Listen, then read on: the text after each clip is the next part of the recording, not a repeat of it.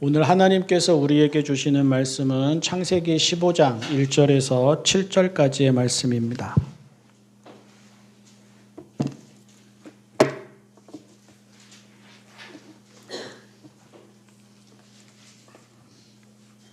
창세기 15장 1절에서 7절까지의 말씀.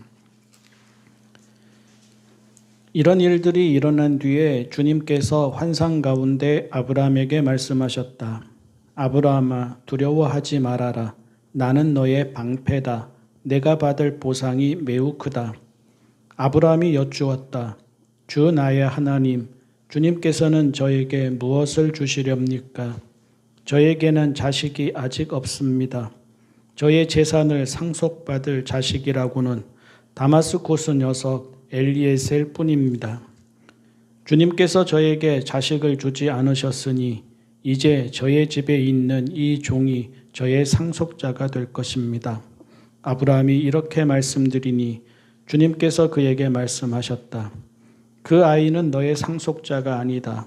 너의 몸에서 태어날 아들이 너의 상속자가 될 것이다. 주님께서 아브라함을 데리고 바깥으로 나가서 말씀하셨다. 하늘을 쳐다보아라.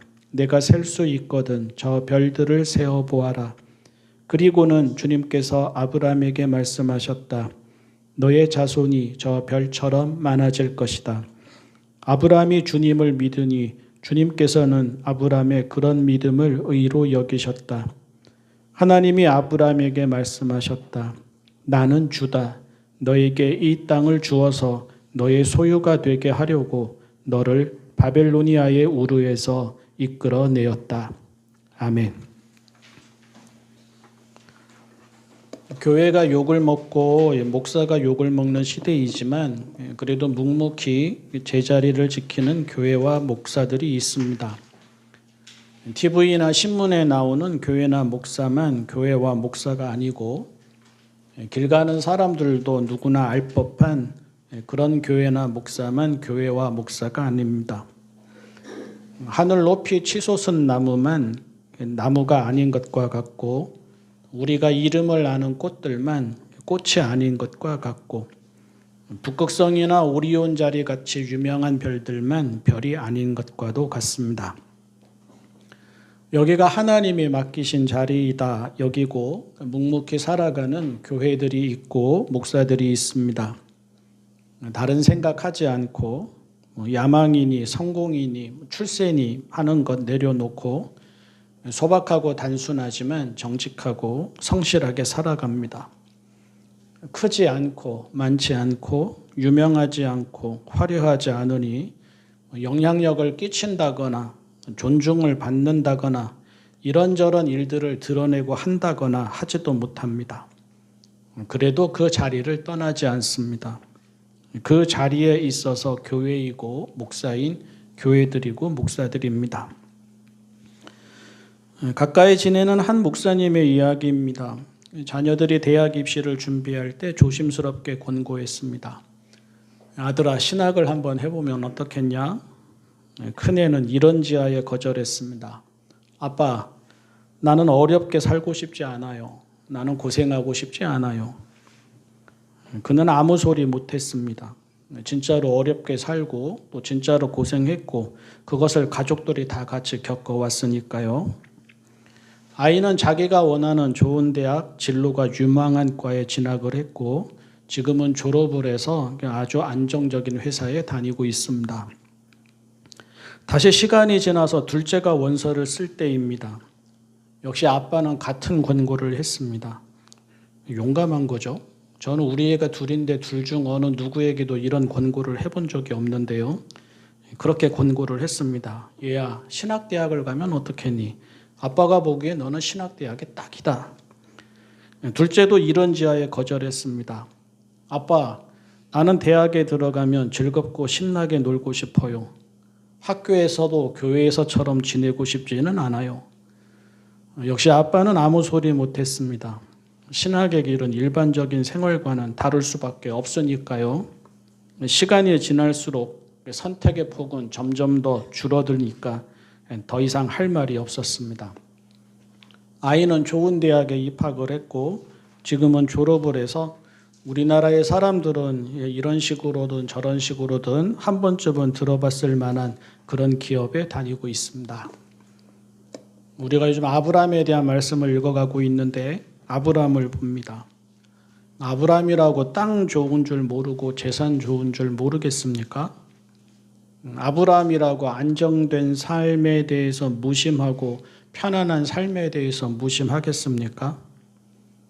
아브라함도 남들 보는 것 다 보고 남들 듣는 것 다 듣고 남들 아는 것 다 압니다. 바빌로니아나 이집트가 부유하고 풍요로워서 사람들 살기 좋다는 것 그도 모르지 않습니다. 소돔이나 고모라가 땅도 좋고 물도 좋아서 사람들이 일찍부터 모여들어서 살아온 곳, 그래서 도시가 되고 국가가 된 것 그도 모르지 않습니다. 그래도 거리를 두는 것은 하나님과 함께하는 삶이 더 중요함을 알기 때문입니다. 하나님이 아브라함을 부르신 것이 다르게 살아보라는 뜻임을 알기 때문입니다. 때와 방법은 모릅니다. 언제 어떻게인지도 모릅니다. 하지만 하나님이 그를 되어가게 하시리라 이것을 믿기 때문입니다. 그가 바빌로니아를 떠나서 여기까지 온 이유이기도 합니다. 그리고 14장에서 그가 전쟁에 휘말려서 사로잡혀가는 롯을 구하면서 얻은 것들을 제 몫으로 챙기지 않고 미련 없이 소돔의 왕에게 돌려준 이유이기도 합니다. 전리품이지 않습니까? 소돔의 왕도 그 전리품을 자기에게 내놓으라고는 하지 않았습니다. 그거는 전쟁에서 이긴 자가 당연히 차지하는 몫이고 따지고 보면 그거 좀 더 많이 차지하겠다고 남의 나라로 쳐들어가는 것이고 그거 하나라도 더 얻겠다고 목숨 걸고 싸우는 것 아닙니까? 그런 전리품을 아브라함은 미련 없이 돌려줍니다. 이런 것 챙겨서 부자가 되었다는 소리는 듣고 싶지 않다고 합니다. 그런데 이런 아브라함이라고 해서 서러움이나 외로움이 없었을까? 항상 의연하고 담대했을까? 그럴 수는 없습니다. 지킬 것을 지킵니다. 하지만 당장에 달라지는 것은 없습니다. 믿음이 중요하다는 것을 압니다. 하지만 믿음이 현실에서의 안정과 평안을 보장해 주지는 않습니다. 거기에서 비롯되는 서러움, 외로움, 두려움 등은 필연적일 수밖에 없습니다. 15장 1절 이런 일들이 일어난 뒤에 다시 말해서 그 지역 전체가 소용돌이 속에 빠진 그 전쟁이 끝난 후에입니다. 그런데 그래서 세상이 달라졌습니까? 소돔은 여전히 풍요로운 도시입니다. 바빌로니아의 국가들은 아무 일 없는 듯 여전히 크고 강한 제국들입니다. 롯은 또 아무런 일도 없었듯이 다시 소돔으로 돌아가서 살아갑니다. 그러면 아브라함은 어떻습니까? 그는 그대로 나그네입니다. 시간만 흘러갑니다. 자녀도 없습니다. 땅도 없습니다. 어떻게 보면 아브람만 초라합니다. 아브람만 이루어진 것도 없고 되어가는 것도 없습니다. 하나님이 왜 하필이면 이 시점에 환상으로 그에게 나타나셔서 말씀하셨겠습니까? 그리고 왜 그 말씀의 시작이 두려워하지 말아라 이겠습니까? 그의 마음이 흔들림 없이 든든하고 공허함 없이 충만한데 다짜고짜 하시는 말씀이 두려워하지 말아라 이겠습니까? 두려워하니까 두려워하지 말라 하시는 것입니다. 그 마음이 허전하고 쓸쓸하고 외롭고 두려우니까 하나님이 그렇게 말씀하시는 것입니다. 하나님은 저에게 무엇을 주시렵니까? 아브라함의 서러움과 외로움이 느껴지는 질문입니다. 제게는 자식도 없어서 종인 다마스쿠스 출신 엘리에셀이 저의 상속자가 될 것입니다. 역시 아브라함의 서러움과 외로움이 느껴지는 탄식입니다. 처음에 길을 떠났을 때 던져보는 질문과 탄식이 아닙니다. 이집트로 피하고 거기에서 아내를 누이라고 하면서 살아보려고 했을 때 나온 질문과 탄식도 아닙니다. 지킬 것을 그래도 지켜보려고 애를 쓰는데 여전히 그대로인 삶이 서럽고 외로워서 나온 질문과 탄식입니다. 바벨로니아의 사람들과는 다르게, 소돔의 사람들과는 다르게, 심지어 롯과도 다르게 선택하고 행동하며 믿음을 지키는데 그래도 불투명하기만 한 삶이 서럽기도 하고 외롭기도 하고 무섭기도 해서 나온 질문과 탄식입니다. 신앙인의 질문이고 신앙인의 탄식입니다.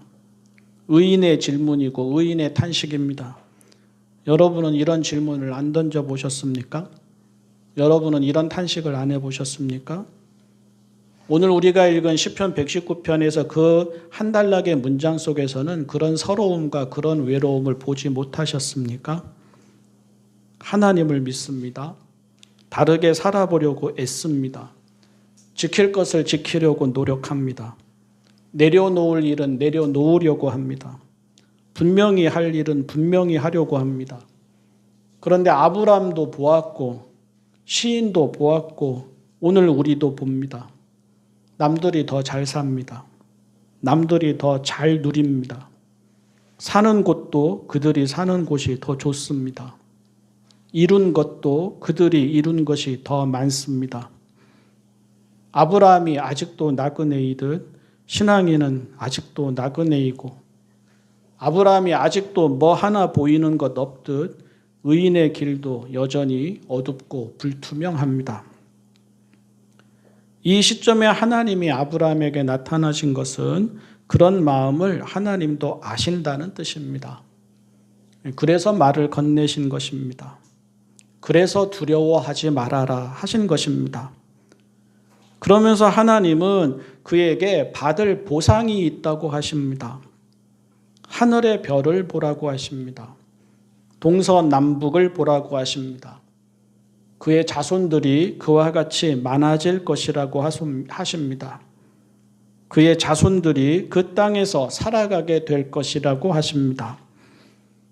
아브라함에게 주시는 하나님의 위로이고요. 아브라함에게 주시는 하나님의 약속입니다. 그에게도 보상이 있습니다. 그에게도 이루어질 내일이 있습니다. 거기가 6절까지입니다. 그리고 거기가 7절까지입니다. 그리고 그 밑에 내용이 계속 이어집니다. 만약에 하나님이 이렇게 말씀하시고 그냥 여기에서 끝났으면 가장 좋았을 것 같습니다. 그러면 나도 이제 남들 보란 듯이 살게 되는 날이 오겠구나. 나도 하나님이 번영과 풍요를 이루어 주시겠다고 분명히 말씀하시고 약속하셨구나. 위로받을 것입니다. 그런데 하나님은 이어서 다시 또 말씀하십니다. 아직 멀었다고 하십니다. 아니 멀기만 할 뿐만 아니라 아주 오랜 시간 이집트에서 종살이를 하게 될 것이라고 하십니다. 그래서 창세기 15장에서 하나님이 하신 말씀은 위로 같으면서도 시험일 수도 있게 되어버리고 약속 같으면서도 불안을 부추기는 시험이 되어버릴 수도 있습니다. 결국 하나님의 말씀은 그가 소돔처럼 부유해지거나 바빌로니아처럼 강해진다는 뜻이 아닙니다.